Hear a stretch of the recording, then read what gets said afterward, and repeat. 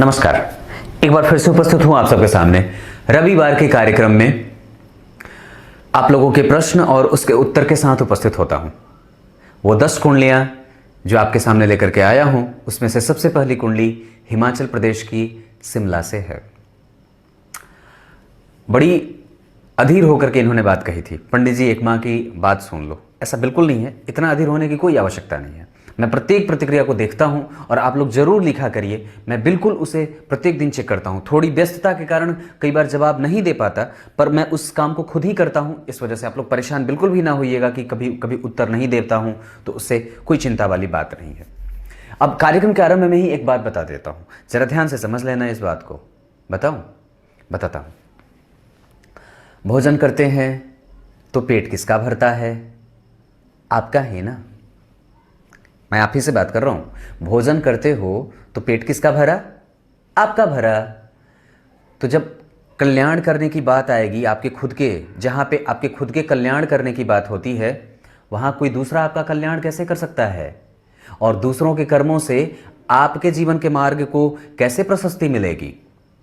तात्पर्य ये होता है कहने का कि जीवन में ये ना सोचिए कि बहुत वक्त है कर लूंगा ना। जब कभी धर्म करना हो तुरंत आगे हो जाइए, मदद करनी हो तुरंत आगे हो जाइए, विरोध करना हो किसी चीज का गलत का तुरंत आगे हो जाइए।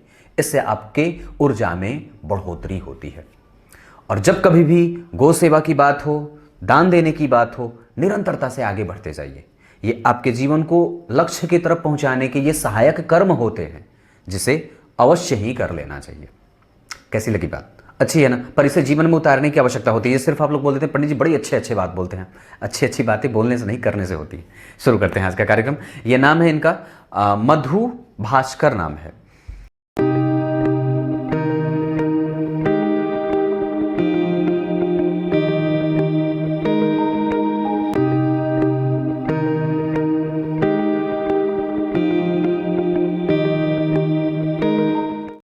पहली कुंडली है, इनका डेट ऑफ बर्थ है 27 जनवरी 2000, 13:35, शिमला हिमाचल प्रदेश से। ये कुंडली वृषभ लग्न की बनती है। जरा ध्यान से समझिएगा।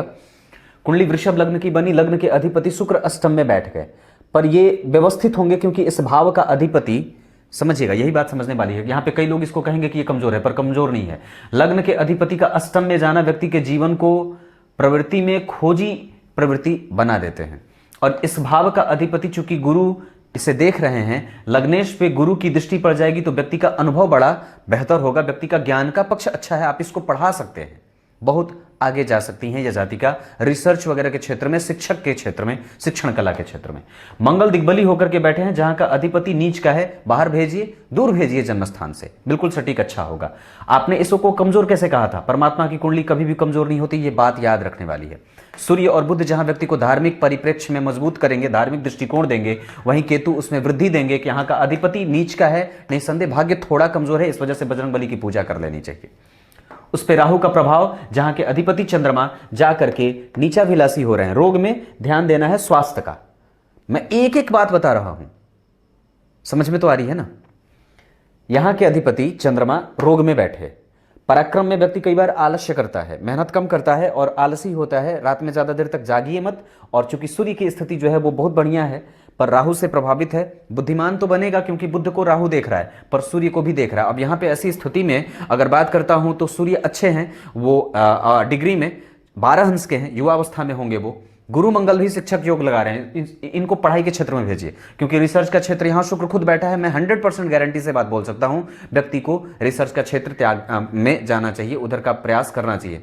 और एक बात और है, मंगल का क्षेत्र अच्छा है यहाँ पे, इसके अधिपति से इसको बल नहीं मिल रहा है, ये बात तो सही है, पर ऐसा नहीं है कि वो कमजोर है, दिग्बली है। दिग्बली ग्रह षडबल में बलवान हो जाता है। नवमांश में सूर्य उच्च के हो रहे हैं यहाँ पे, ये ठीक है। बाहर भेजिए बच्चे को, अपने से दूर भेजिए, जितना ज्यादा हो सके लाभ मिलेगा। गुरु की दशा चल रही है, अष्टमेश की दशा है, इस वजह से पेट से संबंधित समस्याएं बन सकती हैं, कमजोरी होगी, पर वो इसी दशा में खत्म भी हो जाएगी जो बीमारी चल रही है।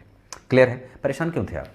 और आपके इस कमेंट को मुझे पक्के तौर पे ये जानता हूं कि जो है मातृतुल्य मेरी एस त्रिवेदी जी, वो जरूर बोल रहे होंगे कि इनका कमेंट आप तक आपने अभी तक नहीं लिया है, इनका जो है वो सवाल अभी तक नहीं लिया, ले लिया। क्योंकि मुझे पता है कि आप लोग प्रतिक्रियाएं चेक करते हैं कि कौन कितने दिन से प्रतिक्रिया कर रहा है और वो उसके सवाल के उत्तर क्यों नहीं दिए जा रहे हैं। आज दे दी, संतुष्टि मिली, कुंडली खराब नहीं है और परेशान नहीं होना है। पापक ग्रह नीच का हो जाए तो ठीक होता है कुंडली के लिए। 12वें भाव में बैठा ग्रह अगर नीच का हो जाए तो ठीक होता है। वैसे भी शनि 12वें भाव में असंतुष्टिदायक नहीं होते हैं, मोक्ष का ये भाव है, शनि मोक्ष के कारक होते हैं। यहां पे गुरु की दृष्टि है, परेशान नहीं होना है। पढ़ाने में भेजिए, बच्चे को पढ़ाइए खूब मन लगा करके, थकिए मत। अब आगे बढ़ता हूं। अगली कुंडली है बिहार से, टीवीएफ लाफ्टर्स की आईडी से राजीव झा की, राजीव झा जी की। 4 सितंबर 1994 1:25 इस आधार पर आपकी कुंडली बनती है मिथुन लग्न की। भगवत भक्ति का यह लग्न होता है और व्यक्ति मैथुन भी करता है जीवन से। लग्न के अधिपति चतुर्थ भाव में भद्र योग लगाए, सुख का क्षेत्र बड़ा अच्छा है। पर आपने सवाल 2 तरीके से पूछे हैं। एक, किसी दिन आपने ये सवाल पूछा था, मैं प्रतिक्रिया चूंकि मैंने कहा मैंने देखता हूं, एक दिन आपने सवाल पूछा था कि क्या भगवत भक्ति का मार्ग खुला है या फिर ईश्वर की शरणागति का या फिर आगे चल करके वैराग्य या संत योग है आपकी कुंडली में। वो है। यहां पे गुरु शुक्र एक साथ बैठे हैं और यहां पे भी शनि स्वग्रही होकर के बैठे हैं। ये दोनों त्रिकोण भरे हैं, ये तो सबसे बड़ी बात है। भद्र योग लगना, चंद्रमा स्वग्रही, सूर्य स्वग्रही, शुक्र स्वग्रही, और ये स्थिति बड़ी अच्छी है आपकी कुंडली में। सारे ग्रह वामावर्त होकर के बैठे हैं, ये बड़ी अच्छी बात है। और सबसे बड़ी बात जो कि अच्छी है कि जन्म कुंडली में बुध यहां बैठे हैं, सूर्य और गुरु के साथ निकट में, एकदम बिल्कुल निकट में। ये भाव बड़ा अच्छा बना जिससे धर्म का मार्ग जागृत होता है। व्यक्ति उच्चस्थ होकर के बैठता है, उच्च आसन पे जाकर के विराजमान होता है, स्वर्ग का रक्षक और स्वर्ग का भोग करने वाला होता है। ये स्थिति यहां दिखा रही है। केतु का प्रभाव यहां है जो कि अष्टम भाव से केंद्र में है, जिसके अधिपति अष्टमेश शनि स्वग्रही होकर के मूल त्रिकोण राशि में खुद बैठे हैं और ये बड़ी अच्छी बात है।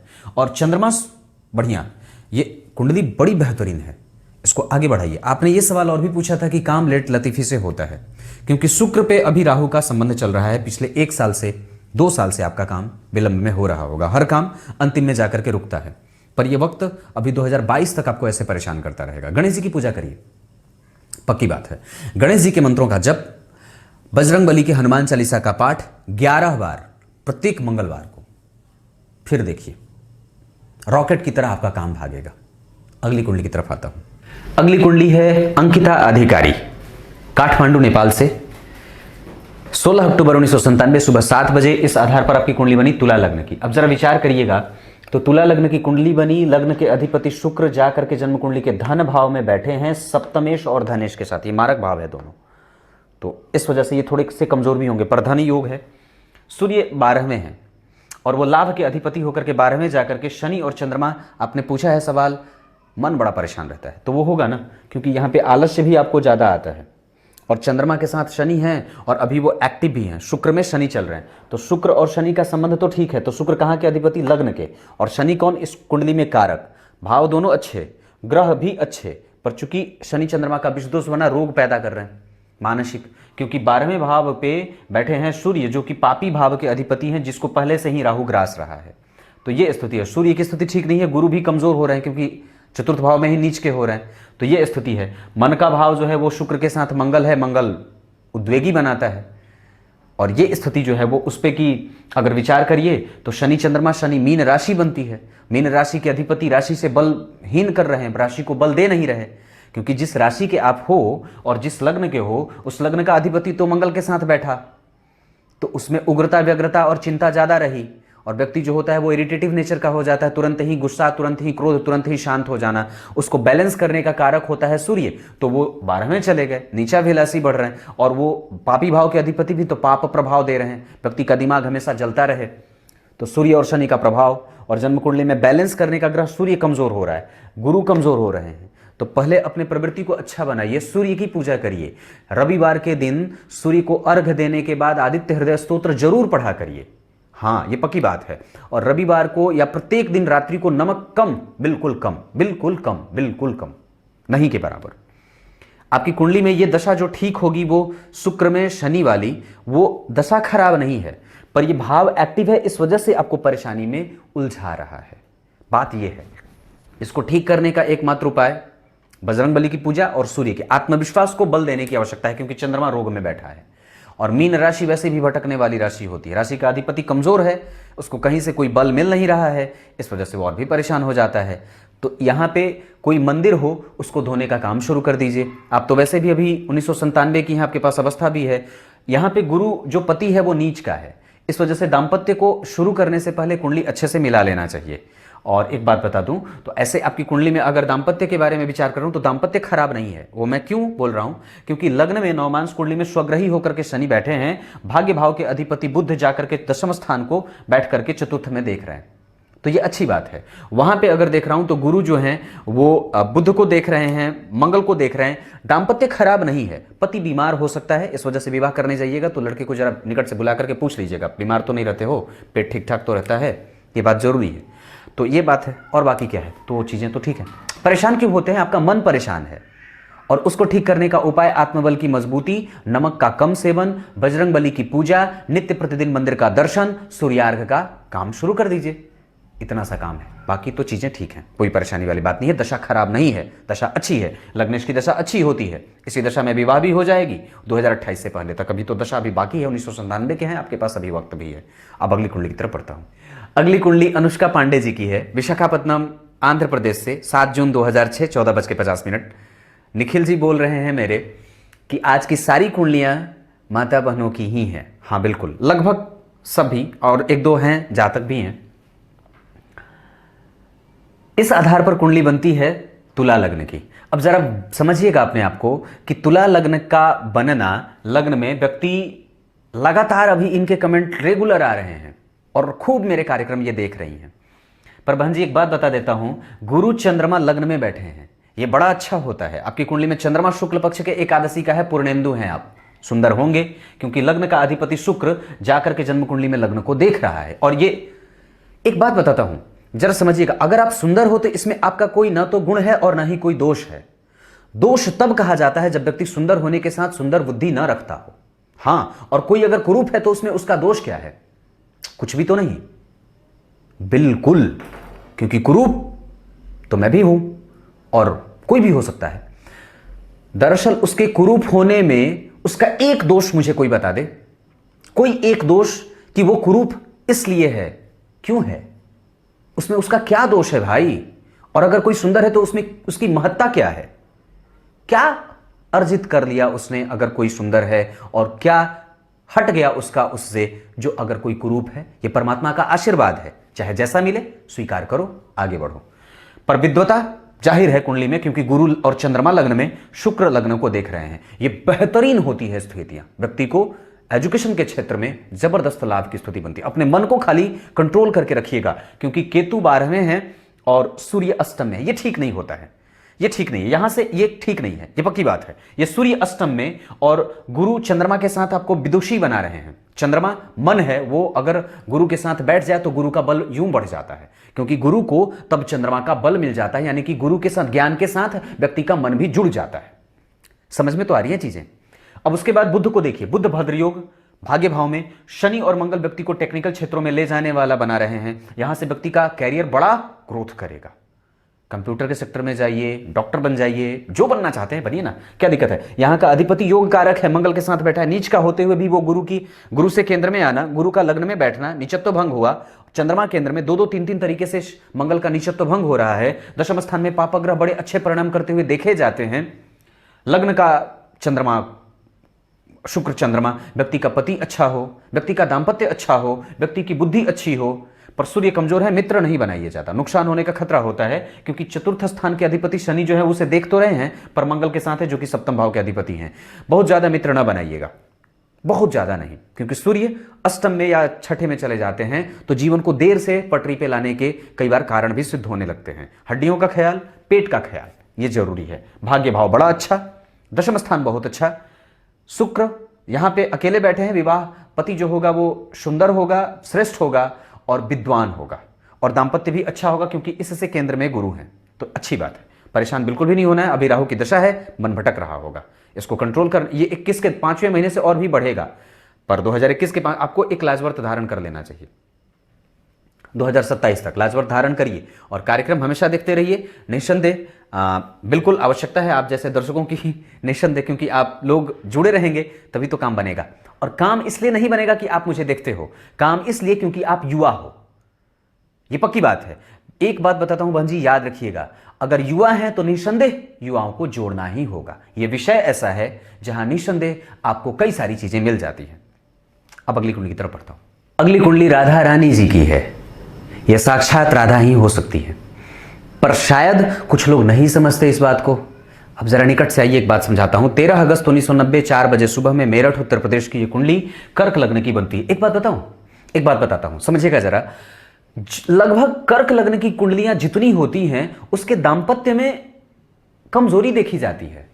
अभी मैंने महसूस किया है, पता नहीं आप लोग इसे जानते हैं कि नहीं जानते, थोड़ा देखिएगा तो आप लोग भी, अगर आपके पास ऐसी कोई कुंडली आती हो तो। कर्क लग्न के लोगों का दांपत्य थोड़ा, मैंने कई बार मेरे निकटतम जो पड़ोसी हैं, मेरे निकट के जो लोग मेरे खुद में ही हैं, घर में ही, उनकी भी मैंने कर्क लग्न की कुंडली देखी जिसमें उनका दांपत्य कमजोर रहा और कई बार उन्हें कष्ट के स्थिति से गुजरना पड़ता है। पर यह कुंडली यहां पे दांपत्य भाव में या सप्तम भाव, शुक्र का अधिपति यहां का सुख, इन्होंने पूछा है पति जो है वो थोड़े ठीक नहीं है, तो सुख के अधिपति लग्न में बैठे राहु से दृष्ट केतु और सूर्य का प्रभाव, जो कि द्वितीय भाव का अधिपति, दांपत्य का सुख तो मिल जाता है, पर जरा विचार करिएगा तो सप्तम भाव के अधिपति शनि जो है वो पीछे जा रहे हैं और सप्तम का कारक लग्न में बैठा है गुरु के साथ। ये एक साथ बैठ करके राहु केतु से प्रभावित होकर के सूर्य जन्म कुंडली में पति को रोगी बनाते हैं और पति को शराबी बनाते हैं, क्योंकि सूर्य राहु के संपर्क में है, सूर्य और शुक्र और मंगल की दृष्टि, ये पति को शराबी बनाते हैं, क्योंकि सप्तम के कारक पे मंगल का प्रभाव है, मंगल की दृष्टि है ना, मंगल देख रहे हैं, मंगल की 1 2 3 4 मंगल जहां बैठते हैं वहां से 4 घर आगे देखते हैं, तो मंगल किसको देखे, तो पति का कारक गुरु और शुक्र दोनों, सप्तम का कारक शुक्र और पति का कारक गुरु, ये दोनों को देखे। गुरु उच्च के हैं, पर चंद्रमा को जरा देखिए, आपकी कुंडली में मंगल के साथ बैठा है, ये चंद्रमंगल योग, व्यक्ति का कैरियर ठीक है, कैरियर के लिए व्यक्ति को आगे बढ़ जाना चाहिए। अगर कोई काम कर रहे हैं तो चंद्रमा की दशा है 2021 के 9वें महीने तक, इसके बाद मंगल की दशा है। आपकी कुंडली में सबसे अच्छा समय मंगल की दशा में आ सकती है, मंगल की दशा में आपको लाभ मिल सकता है, आपको प्रयास करना चाहिए। और निस्संदेह एक बात और कह दूं तो धन भाव ठीक है, धन के अधिपति लग्न में बैठे, लग्न के अधिपति दशम में बैठे, ये लक्ष्मी योग होता है। जन्म कुंडली में भाग्य के अधिपति जन्म कुंडली में गुरु पंचम में बैठे, उच्च के, कुंडली कमजोर नहीं थी आपकी, पर कमजोर क्यों साबित हो रही है नवमांस में पता चले। नवमांस में केंद्र बिल्कुल ही खाली है, गारंटी है दांपत्य खराब होता है, गारंटी मेरी, क्योंकि चतुर्थ सप्तम लग्न और ये सब खाली। अब चाहे ये किसी की भी कुंडली हो, दांपत्य को कमजोर बना देता है। दरअसल अब एक बात जरा समझिएगा, बैठिए ध्यान से समझिएगा। आप लोगों को ये बात पता नहीं चलती है कि दांपत्य खराब, अरे भाई आपके कर्मों का ये फल है जो आपकी कुंडली ऐसी बन रही है, क्योंकि सिद्धांत लिखने वाले ने तो ये तो बात लिख दी ना कि अगर जन्म कुंडली में चारों केंद्र नवमांस के खाली होते हैं तो कुंडली का जीवन और दांपत्य का कष्ट मिलता है। आपकी कुंडली में कोई भी ग्रह नवमांस में केंद्र में नहीं है, यही प्रधान कारण है। क्योंकि यहां पे आप अगर देखोगे तो बात तो पता चल नहीं रही है, क्योंकि यहां पे तो चलिए ठीक है राहु हैं देख रहे हैं, पर वो शनि के होकर के बैठे हैं। एक कमजोरी यहां पे ये दिख रही है कि सप्तम का अधिपति छठे में गया है, चलाऊंगा नहीं तो फिर बोर्ड बढ़ाना पड़ेगा। और यहां पे ये राहु, मंगल का संबंध शुक्र से है, इस वजह से पति को शराबी बनाता है। सूर्य का संबंध है, इस वजह से पति को कमजोर बनाता है। शुक्र मंगल, गुरु का संबंध है, धार्मिकता की प्रभाव के कमजोरी में देखने को मिलती है। पर वस्तुतः बात जो है वो ये खाली, ये ठीक नहीं होता है। अगर आपकी भी कुंडली में अगर जो लग्न चतुर्थ सप्तम और दशम नवमांस में खाली हो रहे हो तो निसंदेह ये बात समझ जाइएगा कि सावधान होने की आवश्यकता है। ये कुंडली आपको सावधान कर रही है, कुंडली मिलाओ, अच्छे से करो। और एक बात और बता दूं तो अभी तक दशा भी जो चल रही थी आपकी कुंडली में लग्नेश की ही चल रही थी, तो कमजोर तो नहीं होना चाहिए था, पर यह नवमांस के कमजोर होने के कारण यह बात बनती है। अब इसको ठीक कैसे करना है, शिव जी की पूजा, जाइए और जल चढ़ाइए, सफेद पुष्प की माला रविवार को शिव जी के पास जाकर के चढ़ाइए। मंत्र का जब तो अभी यहां नहीं दे सकता, पर आप मुझे संपर्क कर लीजिएगा, जरूर ही आपको एक मंत्र मैं दे दूंगा जिससे आपको लाभ हो जाए। आपने इतनी बार मुझे लिखी बात, मैं सच में आपकी कुंडली पिछली बार ही चुनने वाला था, पर उस समय हुआ ये कि जब आपकी कुंडली मैंने लेनी चाहिए तो मिल ही नहीं रही थी। अब उसमें बहुत ज़्यादा नीचे जाना पड़ा मुझे, मैं जल्दी में था तो बना नहीं पाया। तो इस बार मैं अच्छे से खोज करके उसे बैठा था, पर आपने बड़े लिखे हैं और मैं आपका बहुत बहुत धन्यवाद और आभार व्यक्त करता हूं। पर जल्दी ही आपसे ईश्वर से कामना करता हूं कि आपको आपकी समस्याओं से मुक्ति दे। और ये पक्के तौर पे ये मैं बात कहता हूं, निसंदेह आपको तुरंत ही परमात्मा का आशीर्वाद प्राप्त हो जाए। अब अगली कुंडली की तरफ। अगली कुंडली है मेरठ उत्तर प्रदेश से, और गाजियाबाद उत्तर प्रदेश, दोनों एक ही में है ना। इन्होंने कहीं गाजियाबाद लिखा है, कहीं मेरठ लिखा है, पर कोई बात नहीं है। 17 सितंबर 1985, नाम है इनका प्रियंका पाल, 8:03। इस आधार पर आपकी कुंडली प्रियंका पाल है। ये 6 नंबर की कुंडली बनती है। लग्न के अधिपति बुध 12 में, ये कुंडली को कमजोर गति दे रहे हैं और विलंब में किसी भी काम को करने का प्रभाव जागृत कर रहे हैं। मंगल ऊर्जा का कारक और शुक्र विवाह का, ये यहाँ के कारक, ये बाहर चले गए तो कमजोर, मंगल भी बाहर चले गए तो प्रत्येक काम में लेट। यहाँ पे शनि की स्थिति जो है वो गुरु पे है, नीचत्व भंग हो रहा है, पर पति भाव का अधिपति पंचम में नीच का हुआ है और शनि खुद ही कमजोर है। इस बात पे एक कार्यक्रम बनाऊंगा आने वाले दिनों में नीच भंग वाले पे, कि अगर ग्रह खुद ही कमजोर हो रहा हो तो वो क्या किसी का नीचत्व भंग करेगा? हाँ, देख करके भी नीच भंग नहीं होगा कभी, अगर वो ग्रह खुद कमजोर हो रहा हो, जो नीच भंग कर रहा हो तो यहां पे पति जो है वो रूठा है, क्योंकि पति भाव का अधिपति और पति का कारक तो देवगुरु बृहस्पति ही होते हैं। और अगर उसके पास बल नहीं होगा तो वो पति ढूंढ पाएगा क्या? नहीं ना। बस इतनी सी बात है। मतलब पति को मनाना है। देवगुरु बृहस्पति की पूजा, सोमवार का व्रत कर सकते हैं, बजरंग बली की आराधना कर सकते हैं, शिव जी के मंदिर में जाकर के मंत्रों का जप कर सकते हैं, गुरुवार के दिन स्नान कर सकते हैं, पीली चीज़ों का इस्तेमाल ज़्यादा कर सकते हैं, और सबसे बड़ी बात है शिव जी के मंदिर में जाकर के मंत्रों का जप, ये तुरंत ही काम करवा देते हैं। और आपकी कुंडली में वैसे गुरु कमजोर हैं, पर वो सप्तम भाव के अधिपति, कन्या लग्न की कुंडली के लिए सप्तम और चतुर्थ के अधिपति होकर के पंचम में नीच के हुए हैं, दाम्पत्य को कमजोर करने का इशारा। और साथ ही साथ चंद्रमा केतु, यहाँ से विवाह के लिए संबंध आते हैं, यहाँ का अधिपति 12 में मंगल के साथ, तो विवाह के लिए जो संबंध आते हैं वो कई बार शुरुआत में बड़े आते थे पर अब आते नहीं हैं। अब जो आते हैं उसमें भी व्यक्ति छींटबीन करता है, पसंद नहीं आती हैं चीज़ें, और कई बार वो रिश्ते आते हैं पर सामने से दिखता नहीं है, क्योंकि यहाँ पे सूर्य बैठा है। वो क्रूर भाव वो जो बनता है वो 12वें भाव का अधिपति है, तो 12वें भाव का अधिपति आकर के इस भाव को कमजोर कर रहा है। प्रवृत्ति को तो अच्छा बना रहा है पर काम को लेट लतीफी का शिकार कर रहा है। यहाँ पे मेहनत का फल नहीं मिलता है, क्योंकि यहाँ पे नीच के गुरु बैठे हैं, तो भाव कमजोर। तो ये बात दिखने में आ रही है। तो सबसे ज्यादा हमें मनाना किसको होगा? सप्तमेश। एक टोपाज धारण कर लीजिए। दशा गुरु की चल रही है 2022 के पहले महीने तक। राहु है, इस वजह से काम भी आपकी कुंडली में थोड़ा बिगड़ रहा होगा, अष्टम के राहु परेशान करते हैं।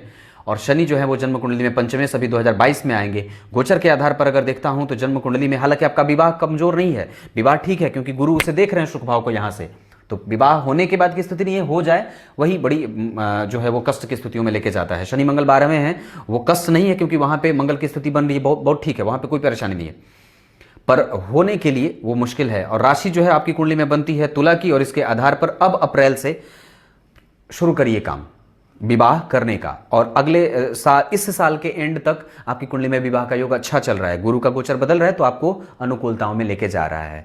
विवाह के लिए शिव जी के मंदिर की शरणागति धारण करिए। सुबह सुबह चले जाइए, आराम से बैठ करके वहां पे माता जी के साथ उनको मंदिर के दरवाजे पे बिठा दीजिए, खुद अंदर चल जा करके बैठ कर आराम से मंत्र पढ़ लीजिए। मैं ये सच्ची बात बता रहा हूँ, पक्की बात हो जाती है, तुरंत ही विवाह हो जाता है। भगवान पे भरोसा रखिएगा, अपने कर्मों पे भरोसा, और भगवान पे भरोसा करके उनकी शरणागति धारण करिए, काम बन जाएगा, कोई दिक्कत नहीं। बजरंग बली को थोड़ा सा मना लीजिएगा, काम निकल जाएगा। ज़्यादा घबराने वाला, हालांकि उम्र हो चुकी है, 1985 के हो गए हैं आप, पर फिर भी क्या करें, उसमें तो अपना वश है नहीं। पर चंद्रमा केतु हैं, ये रिश्ते आने ही नहीं देते हैं, यही समस्या है। चंद्रमा केतु का ग्रहण लग गया ना जी। अब यहाँ पे वो धन की स्थिति ठीक है, व्यक्तित्व ठीक है, पर मंगल 12, शुक्र 12, बुध 12, ये तीनों बाहर चले गए, तो अब ये कमजोर हो जाती हैं चीज़ें, यही बात है। तो वही बात मैंने जो बताया, शिव जी के मंदिर में जाकर के मंत्र का जप, वो मंत्र हमारे यहाँ से मिल जाएगा, आप व्हाट्सएप पे संपर्क कर लीजिएगा। क्लियर है? अब आगे बढ़ता हूँ। अगली कुंडली है अलका शर्मा जी की, मेरठ उत्तर प्रदेश से, 7 जनवरी 1963, 23:50। इस आधार पर आपकी कुंडली बनती है कन्या लग्न की। इन्होंने कुछ सवाल नहीं पूछा है, पर मैंने इनकी कुंडली इसलिए ले ली क्योंकि ये वृद्ध थी। तो अगर स्वास्थ्य के दृष्टिकोण से बात करूं तो अभी कमजोर हो सकता है, क्योंकि शनि की दशा चल रही है और वो यहां का फल अभी कर रहे हैं, क्योंकि वो बीतने वाले हैं, और उस पे मंगल की दृष्टि है जो कि अष्टमेश है। पर अभी दशा आपकी कुंडली में एक अच्छे वक्त की जो आने वाली है वो बुध की है, जो कि लग्नेश है, तो आपको इंतजार कर लेना चाहिए। राम रक्षा स्तोत्र पढ़िए ना, विष्णु सहस्त्रनाम का पाठ पढ़िए ना, सुंदरकांड का पाठ कर लेना चाहिए। कितने सारे मंत्र हैं, कितने सारे स्तोत्र हैं, आपको पढ़ लेने चाहिए। बुध की दशा अभी तो 2021 के 11वें महीने से चलेगी, जो 24 तक ऊपर नीचे लेके आएगी, क्योंकि महादशा में उसी की दशा अंतर्दशा अच्छी नहीं होती है। पर बैठे वो ठीक है, क्योंकि लग्न के अधिपति हैं, पंचम में बैठे हैं शनि के साथ, पंचमेश के साथ। तो ये व्यक्ति के अंदर कृतज्ञता का भाव अर्जित करता है और व्यक्ति का प्रारंभिक जीवन और व्यक्ति का प्रारब्ध अच्छा बनता जाता है। शुक्र स्वग्रही नहीं है, पर वहाँ के अधिपति मंगल उसे देख रहे हैं। इस वजह से पराक्रम और व्यक्ति के जीवन में जीवटता का भाव, जीवन में उत्साहपूर्वक जीवन को जीने के जो बल मिलते हैं वो मंगल देते रहेंगे। काम रुका भी होगा आपका, राहु की दृष्टि है तो दाम्पत्य में, और व्यक्ति ने धन भी कमाए होंगे। लग्न का अधिपति जन्म कुंडली में पंचम में बैठा है, यह स्थिति अच्छी है। पंचम भाव का प्रभाव, दशम भाव का प्रभाव भी ठीक दिख रहा है। चंद्रमा भी उच्च के हैं, व्यक्ति का भाग्य अच्छा, लाभेश उच्च के थे। ये स्थितियां बड़ी अच्छी बनती हैं। पर अभी दशा जो है वो असली में अब आने वाली है 2021 के 11वें महीने से बुध की, जो कि अच्छी जाएगी निसंदेह। नवमांश कुंडली में भी वो धन भाव के अधिपति हैं, अपने धन काफ़ी खर्च करे हैं और इकट्ठा भी नहीं किया है कई बार, क्योंकि दशमांश कुंडली में भी अगर देख रहा हूं तो बुध अच्छा बैठा है। वर्ग कुंडली या नवमांश के बाद होरा भी अगर देख रहा हूं तो वहां भी बुध की दशा सामान्यतः अच्छी जाने वाली है। परेशान मत होइए, क्योंकि बुध आपकी कुंडली में शुभदायी बनता है। श्रवण नक्षत्र में बैठे हैं, ये पहले ही चरण में हैं, और बुध के ऊपर से राहु का प्रभाव है। जीवटता से व्यक्ति को मेहनत करने का भाव जागृत करता है, शुभ प्रभावों में है वो, उसकी दशा अच्छी जाएगी। परेशान मत होइएगा, बिल्कुल शांत होकर के गणेश जी की पूजा करिए। गणेश जी की पूजा करिएगा, लाभ होगा बहुत ज़्यादा, बहुत अच्छा है। उनके चतुर्थी का व्रत अगर आप नहीं करते हो तो विनायकी चतुर्थी जो होता है उससे शुरू कर लीजिए। अब अगली कुंडली की तरफ बढ़ते हैं। अगली कुंडली वेस्ट बंगाल कलकत्ता से है, तृप्ति रंजन नाम है इनका। 1 जुलाई 1979, 22:25 कोलकाता वेस्ट बंगाल से, और ये रेगुलर कमेंट करते हैं। 11 नंबर की कुंडली बनी, लग्न के अधिपति बने शनि, सप्तम में आकर के बैठे हैं राहु के साथ। पहले अपने आप को व्यवस्थित करिए और कंफ्यूजन में मत रहिए, क्योंकि चंद्रमा भी अष्टम में है, ये ठीक नहीं होता है। और गुरु बुध उच्च के हैं, पर गुरु जो है वो लाभ के अधिपति हैं और यहाँ बैठे हैं। मन बड़ी ज़्यादा चिंतित है आपका। पर एक बात बताऊँ, आपका दाम्पत्य बड़ा अच्छा होगा। पर यहाँ शनि राहु बैठे, दाम्पत्य तो ठीक है, पर पति को परेशानी में देख रहा हूँ। दाम्पत्य में पति जो है वो परेशान है, क्योंकि यहाँ पर शनि राहु बैठे हैं, सूर्य शुक्र यहाँ बैठे हैं, उनके कारण आप परेशान हैं। और गुरु जो है वो उच्च का है, व्यवस्थित होंगे, निकल जाएंगे। पर अभी वक्त थोड़ा इंतजार करना हो। आप पूरे तरीके से ठीक जब होंगे 2024 से, छठे महीने से, मतलब उसकी जो सुगंध है वो आपको आरंभ से मिलनी शुरू हो जाएगी। पर इस परिस्थिति से आप जो ठीक होंगे वो 2023 के 7वें महीने से। अभी टोटल 3 साल। पर वक्त आपके हिसाब से तो चलेगा नहीं, करवट तो आपको बदलनी होगी नहीं। जैसा चल रहा है वैसा चलने दीजिए। पर इससे निकलने का एक दौर बताता हूं। गुरु में बुध हैं और गुरु और बुध दोनों छठे में बैठे हैं। ये प्रतियोगिता ज्यादा करा रहे हैं, सारी चीजें बंद और ठप पड़ जाती हैं, जैसा कि आपने लिखा भी है। तो ये गुरु उच्च के हैं, पर निकालेंगे यही। दशा के जाने का हमें इंतजार कर लेना चाहिए। पर 3 साल तो हाथ पे हाथ धर के बैठेंगे नहीं। तो गणेश जी की पूजा करिए। एक बात बताओ, एक बात बताता हूं, जहां गणेश जी की लाठी गड़ जाती है उसे साक्षात नारायण भी हिला नहीं सकते। उनकी ही शरणागति इस दशा में तो मुझे लगता है उनकी ही शरणागति धारण करनी पड़ेगी, क्योंकि अष्टमेश हैं वो, और जाकर के विपरीत परिस्थिति पहले बनाएंगे व्यवसाय को लेकर के, क्योंकि बुध व्यवसाय है और वहां पे चंद्रमा बैठा है। तो ये भाव बड़ा, मतलब वो व्यवसाय को लेकर के मजबूत हो जाता है। शनि राहु बैठे हैं, दैनिक आय को कमजोरी मिल रही है। पर यहाँ पे शनि बैठे हैं लग्न के अधिपति होकर के, इस वजह से मिल रही है, पर बड़ी कम, सूक्ष्म और बिल्कुल रिस रिस करके धन आता है। और इस वजह से घर में प्रायः जो है वो तनाव या घर में कमजोरी की स्थिति बन रही है। देवगुरु बृहस्पति की नहीं, आप गणेश जी की पूजा करिए, गणेश जी के मंत्रों का जप करिए। और एक मंत्र आपको मेरे यहाँ से मिल जाएगा, उसकी थोड़ी सी आराधना करनी होगी। पर अगर आपने कार्यक्रम देखा है तो निस्संदेह मुझे संपर्क कर लीजिएगा, निस्संदेह बात बन जाएगी। अब अगली कुंडली की तरफ बढ़ते हैं। अगली कुंडली है सोलापुर महाराष्ट्र, नाम है इनका संजय वांट मुट्टे करके लिखा है इन्होंने, पता नहीं यही है या कुछ दूसरा होगा तो भी। 17 अक्टूबर 2002 इनकी बेटी की कुंडली है, 10:32। इस आधार पर आपकी कुंडली वृश्चिक लग्न की बनती है। डॉक्टर बनने के योग हैं कि नहीं? बिल्कुल हैं, क्योंकि लग्न के अधिपति मंगल बनते हैं और वहां से उनकी चौथी दृष्टि द्वितीय भाव पे, ये ठीक है। शिक्षा का भाव है प्रारंभिक शिक्षा। द्वितीय बात यहाँ पे, यहाँ के अधिपति गुरु जाकर के उच्च के हो रहे हैं। अष्टम भाव के अधिपति बुध अपनी राशि के हो रहे हैं मंगल और बुध के साथ। मंगल और गुरु का संबंध तृतीय एकादशवें का, ये बड़ा अच्छा। चतुर्थ भाव के अधिपति शनि जाकर के जन्म कुंडली में, शनि बुध की राशि में बैठे हैं अष्टम भाव में। डॉक्टर बनने के तो योग कई घटित हो रहे हैं। जन्म कुंडली में अगर देखता हूं तो मंगल और गुरु का संबंध बड़ा अच्छा, मंगल बुध का संबंध बड़ा अच्छा। सूर्य का प्रभाव ये जन्म कुंडली में पंचम भाव को बल दे रहे हैं, क्योंकि वास्तव में ये चंद्रमा जो भाग्य भाव के अधिपति हैं वो कुंभ राशि का निर्माण कर रहे हैं और जाकर के सुख भाव में, ये अच्छी बात है। कैरियर के दृष्टिकोण से उच्च के गुरु शुक्र की स्थिति स्वग्रही बाहर निकलिए। और यहाँ पे वृश्चिक राशि, और एक बात और बता देता हूँ, तो दशमांश कुंडली में अगर जाके देखता हूँ तो गुरु बुध एक साथ, और वहाँ पे मंगल की स्थिति जन्म कुंडली में बन रही है, नीच के मंगल हो रहे हैं। पर एक बात बता दूं तो वहाँ पे शनि और चंद्रमा दोनों बैठे हैं। कभी कभी मन भटकेगा, और पता नहीं कभी ऐसी भी स्थितियां दिख रही हैं कि व्यक्ति का एक बार में सिलेक्शन ना हो, क्योंकि यहाँ पे छठे भाव का अधिपति मंगल जो है वो जन्म कुंडली में एकादशवें में गया है। इच्छा की पूर्ति का भाव तो जागृत हो रहा है क्योंकि मंगल और बुध सूर्य के साथ बैठे हैं, पर फिर भी एक बात बता दूं, कई बार एक ही काम को 3 बार करना पड़ता है, तो ये स्थिति भी बनेगी। क्योंकि राहु का प्रभाव लग्न पे होता है, राहु उच्च के हैं इनकी कुंडली में, बड़े अच्छे हैं ये, पर यहाँ पे कई बार वो छवि को कमजोर भी करने का काम करेंगे। क्योंकि यहाँ के अधिपति शुक्र 12वें गए हैं, स्वग्रही हैं, तो व्यक्ति को चीजों को पाने में मुश्किल नहीं होगी, पर हाँ थोड़ा पेशेंस भी रखना होगा। क्योंकि मंगल का प्रभाव द्वितीय भाव में है, तो स्वभाव कई बार गर्म जल्दी हो जाता है और पेशेंस लेस व्यक्ति हो जाता है। इंतजार बर्दाश्त नहीं, और किसी को भी कुछ भी बोल देने की स्थिति में व्यक्ति तुरंत ही पहुंच जाता है।